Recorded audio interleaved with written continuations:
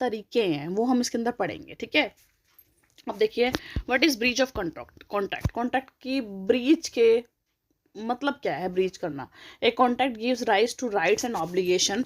देखो कॉन्ट्रैक्ट बनता है तो कुछ राइट्स अधिकार बनते हैं, उसके अंदर कुछ उत्तरदायित्व बनते हैं। When the obligation under a contract have been perform the contract terminate.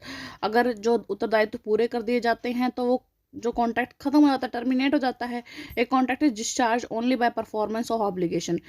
जो कॉन्ट्रैक्ट डिस्चार्ज कब होता है, जब ऑब्लिगेशन कंप्लीट हो जाएंगे। On the other hand, if a party to a contract does not perform his obligation, दूसरे हाथ पे अगर हम ये बोलते हैं कि अगर वो परफॉर्म इन करती है अपने उत्तरदायित्व को, काम करते ही नहीं है जो उसको दिए गए हैं, और एक्सप्रेसली और खुद एक्सप्रेस करके रिफ्यूज़ कर देती है कि मैं नहीं परफॉर्म करूँगा या करूँगी अपने ऑब्लिगेशंस को to the contract, it amounts to what is called breach of contract. उसको बोलते हैं ब्रीच ऑफ कॉन्ट्रैक्ट। यानी देखिए, अगर पार्टी अपने अपने ऑब्लिगेशंस को कंप्लीट कर देती है तो उसे बोलते हैं डिस्चार्ज ऑफ कॉन्ट्रैक्ट, ठीक है, कि कॉन्ट्रैक्ट जो है वो पूरा ऑब्लिगेशन हो गया तो ख़त्म हो गया, ठीक है।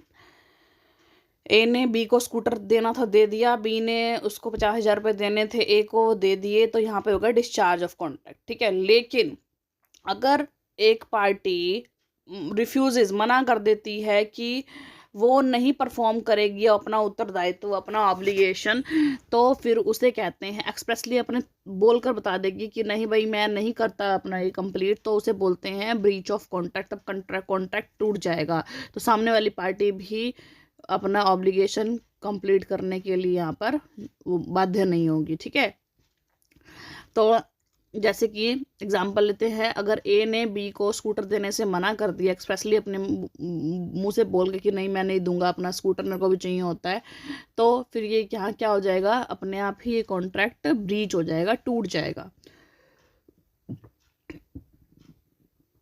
In the case of breach of contract, the party who does not or refuses to perform his obligation is called the defaulting party, where the other party is known the aggrieved party.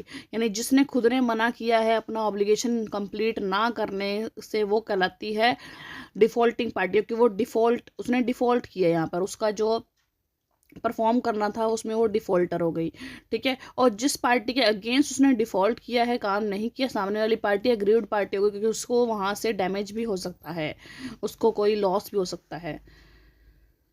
Remedies available to aggrieved party. कौन कौन सी remedies available है aggrieved party के लिए, जिसको मतलब जिसके सामने हमने जो डिफ़ॉल्टर पार्टी ने परफॉर्म अपने ऑब्लिगेशन को करना था लेकिन नहीं किया, तो एग्रीव्ड पार्टी के लिए रेमेडीज़ कौन कौन सी अवेलेबल है। When a party to a contract commits a breach of contract, the other party can take recourse of some remedies that the law provides. तो aggrieved party के पास कई सारी रेमेडी अवेलेबल होती है जो लॉ उसको प्रोवाइड करता है। The remedies available to the aggrieved party in case of breach of contract are as under। देखो रेमेडीज कौन कौन सी है। एक्सोनरेशन, एक्सोनरेशन मतलब भी उसको भी दोष मुक्त कर देंगे, उसको भी मतलब रिहा कर देंगे। रिहा इन द सेंस मतलब ऑब्लिगेशन कंप्लीट करने से उसको भी मतलब फ्री कर देंगे।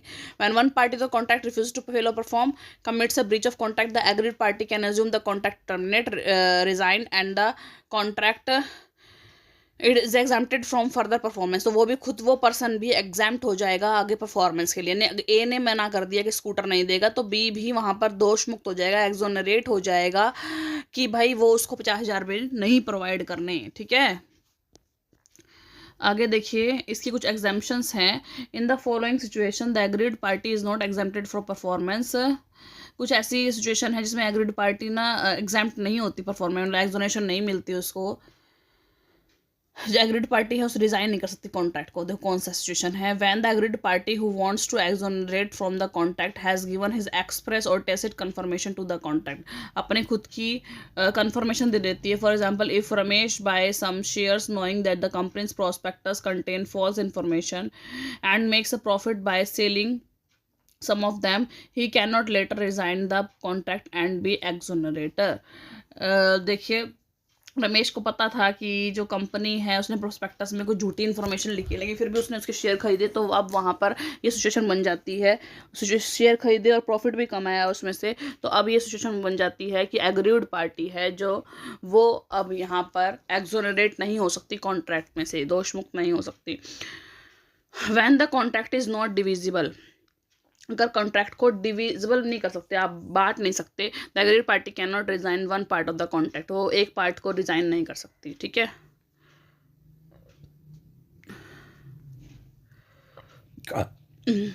Without the fault of parties to the contract the circumstances changes.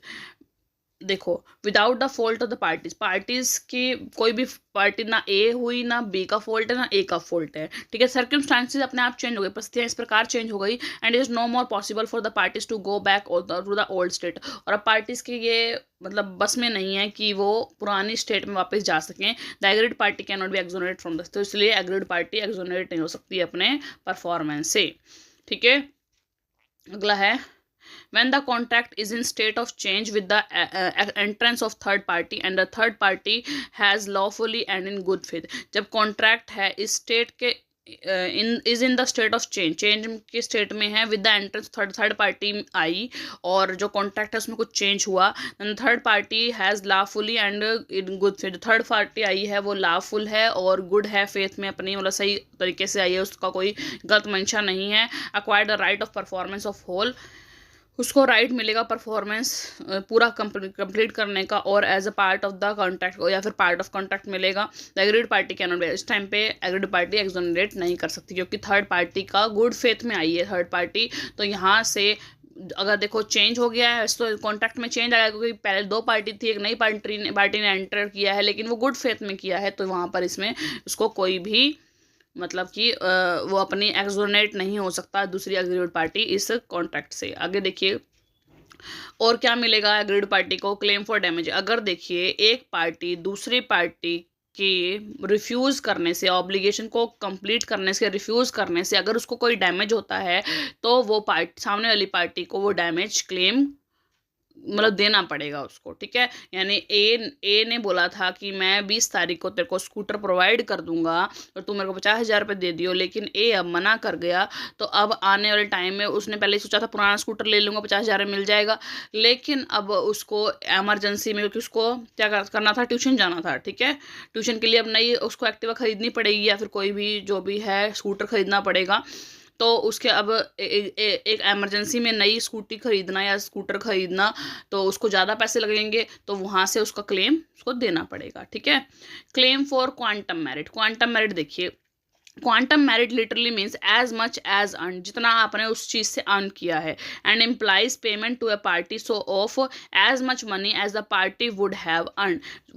इतना पैसा पे करना जितना पार्टी ने अर्न किया है उस चीज़ से, मतलब उस कॉन्ट्रैक्ट से। Had there been no breach of the contract, जब तक कॉन्ट्रैक्ट ब्रीच नहीं हुआ था उससे पहले जितना भी प्रॉफिट कमाया गया है वो पार्टी को देना। When one party at the request of another does something or supplies some goods to the other party and if the compensation for such goods or services has not been defined at the time of the contract, then the law decide that what should be adequate compensation for such goods or services which is called the quantum। देखो किसी person ने contract होते time कुछ ऐसी चीज़ें supply करी थी, कुछ गुड्स सप्लाई करी थी, तो वो जब कॉन्ट्रैक्ट ब्रीच हो गया तो उस गुड्स से टोटली जितना प्रॉफिट कमाया वो प्रॉफिट आपको क्लेम के रूप में सामने वाली एग्रीड पार्टी को देना पड़ेगा। आगे देखिए, क्लेम फॉर स्पेसिफिक परफॉर्मेंस। कोई स्पेसिफिक परफॉर्मेंस करी है तो उसको क्लेम देना पड़ेगा। When in case of a breach of contract damages are deemed to be an adequate remedy, जो डैमेज है वो आपको एडिक्वेट रेमेडी के रूप में प्रोवाइड सामने वाले को क्लेम देनी पड़ेगी। The agreed party can sue the party in breach of contract carry out his promise. Agreed party सामने वाली पार्टी को यानी डिफॉल्टर पार्टी को स्यू कर सकती है, केस डाल सकती है उसके पास, क्योंकि उसने अपना प्रॉमिस कंप्लीट नहीं किया। In other words, the party in breach can be lawfully bound to perform as per the terms of the original contract। Party bound होगी जैसे ओरिजिनल कॉन्ट्रैक्ट के अंदर परफॉर्म करने को बोला था वो करने के लिए। This is direction by the court for the specific performance of the contract at the suit of the agriculture party. जो स्यू मतलब एग्रीड पार्टी ने जो किया है स्यू, उसके तो उसे कोर्ट डायरेक्शन देगी कि भाई आपको काम करना पड़ेगा। For example, A is looking for a house in a locality for his resident and finds one.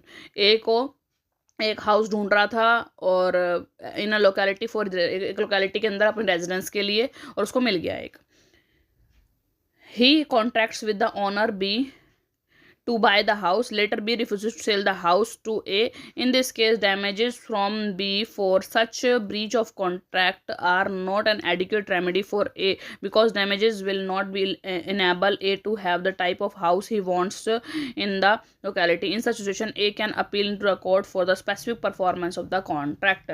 तो देखिए, ए ने जैसे घर में चाहिए था उसको ढूंढ लिया और बी से कांटेक्ट किया घर मुझे बेच दे, लेकिन आने वाले टाइम पे बी मना कर गया, तो सिर्फ यहाँ पर डैमेजेस नहीं क्लेम होगी, यहाँ स्पेसिफिक डैमेज क्लेम होगा, क्योंकि सेम टाइप का घर उसको और कहीं नहीं मिलेगा जैसा वो उसने चाहा था। ठीक है। क्लेम फॉर इंजंक्शन, इंजंक्शन का क्लेम देखिए, an injunction is mean of claiming specific performance where such performance involving restraining a party from doing what is he has promised not to do. देखिए, इंजंक्शन का क्या meaning होता है? Claiming specific performance, specific performance का claim लेना, where such performance involve, जिस performance के अंदर क्या होगा, रिस्ट्रेनिंग ए पार्टी, एक दूसरी पार्टी को रोक रहे हैं from doing what he has to promised not to do, कि जो उसने प्रॉमिस किया था वो नहीं करूंगा तो उसके लिए रोका जा रहा है। It is negative order by the court that restrain a party from doing something. ये नेगेटिव ऑर्डर है कोर्ट का कि जो एक पार्टी को मना कर रही है ये चीज़ नहीं करनी है आपको। For example, A is a singer who contract to perform twice a week in a theatre for 2 month. 2 month के लिए कॉन्ट्रैक्ट किया है ए ने कि एक थिएटर के अंदर ट्वाइस वीक, मतलब एक वीक में 2 बार परफॉर्मेंस देगा, and not to perform in any other theatre in town during this period. In 2 month के अंदर कोई भी थिएटर में टाउन के अंदर परफॉर्म नहीं करेगा। After the 5th night she is absent, वो जो मतलब लड़की होगी सिंगर वो एबसेंट 5th नाइट में, the owner of the theatre is entitled to damage from A in this case. तो इस टाइम पे वो ओनर जो था थिएटर का वो उसे डैमेज क्लेम कर सकता है, and though he can not enforce her to perform in इस थिएटर पर, लेकिन ये है कि वो उसको एनफोर्स नहीं कर सकता, फोर्स नहीं कर सकता, भी तूने गाना ही पड़ेगा मेरे थिएटर में। He can get an injection through the court, वो इंजेक्शन लेगा कोर्ट से, that prevents A from performing in any other theatre. Injection लेगा कोर्ट से क्योंकि वो खुद एनफोर्स नहीं कर सकता कि भाई तू जाके वहाँ पर परफॉर्म ना कर, वो इंजेक्शन लेगा कोर्ट से और कोर्ट उसको ये बोलेगा कि भाई तुझको ये काम नहीं करना। कोर्ट का इंजेक्शन का मीनिंग होता है restraint the other party to not doing something. ठीक है, तो नेगेटिव, एक तरह से नेगेटिव ऑर्डर है ये कोर्ट का। वो इंजेक्शन ले लेगा उसके regarding A from performing in other theatre के लिए। तो इस तरीके से क्या हो जाएगा, एग्रीड पार्टी को क्या मिल जाएगा, क्लेम मिल जाएगा इंजंक्शन का। ठीक है। असेसमेंट ऑफ डैमेज, अब देखो हमने यहाँ बात करी कि क्लेम ऑफ डैमेज मिलता है एग्रीड पार्टी को, अगर एक पार्टी मना कर देगी अपनी परफॉर्मेंस करने से तो डैमेज मिलता है, लेकिन अब वो डैमेज कितना मिलेगा, कैसे मिलेगा,